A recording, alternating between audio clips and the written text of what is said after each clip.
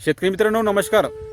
शेतकरी मित्रांनो, आता सध्या मी गोबीच्या प्लॉटमध्ये आहेत आणि गोबीच्या प्लॉटमध्ये असताना आता आपली ही जी गोबी आहेत, ही गोबीला 2 महिने कंप्लीट त्या ठिकाणी होत आहेत.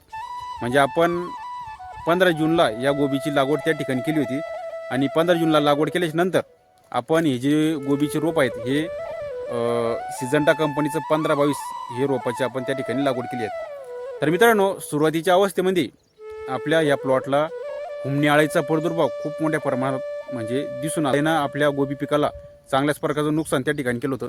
म्हणजे 2,500 ते 3,000 रोपं आपले त्या ठिकाणी बाद झाले होते. तर याचा प्रादुर्भाव रोखण्यासाठी आपण डेंटासू 100 ग्रॅम एकरी आणि त्यासोबत मिओथ्रीन ही 500 ml त्या ठिकाणी सोडलं. त्याच्यानंतर आपण खत व्यवस्थापन जे लष्करी अळी आहेत, की लष्करी अळीसाठी चांगल्या प्रकारचं कीटकनाशकसुद्धा त्या ठिकाणी घेतलं होतं. तर मित्रांनो, गोबी पिकामध्ये खत व्यवस्थापन खूप महत्त्वाचं आहे.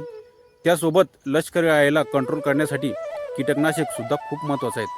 जर का हे दोन कॉम्बिनेशन जर का व्यवस्थित चालले तर आपला गोबी पीक चांगल्या प्रकारचं डेव्हलपमेंट होती आणि आपल्याला चांगल्या प्रकारचं त्याला ॲव्हरेज त्या ठिकाणी बघायला मिळतं.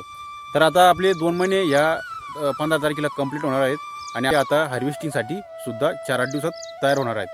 तर मित्रांनो, आपण सुरुवातीला खताचं जे नियोजन आहे, हे खताचं नियोजन 17व्या 18व्या दिवशी त्या ठिकाणी घेतलं होतं.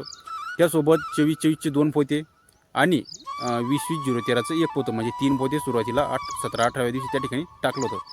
त्याच्यानंतर 35-36व्या दिवशी 26-26चं 1 पोतं आणि 1840 आपण त्याला म्हणतो ते 2 पोते, म्हणजे 3 पोते आपण त्या ठिकाणी टाकले होते.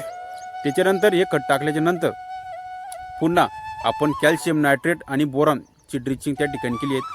एकरी 5 किलो कॅल्शियम नायट्रेट आणि अर्धा किलो बोरॉन हे सोबत मिक्स करून ड्रीपवाटे त्या ठिकाणी ड्रिचिंग केली आहेत. त्याच्यानंतर 4-5 दिवसांनी आपण 052-34 याची सुद्धा ड्रिचिंग त्या ठिकाणी केली आहेत. तर आता गोबीचं पीक म्हणजे डेव्हलप त्या ठिकाणी झालं आहे.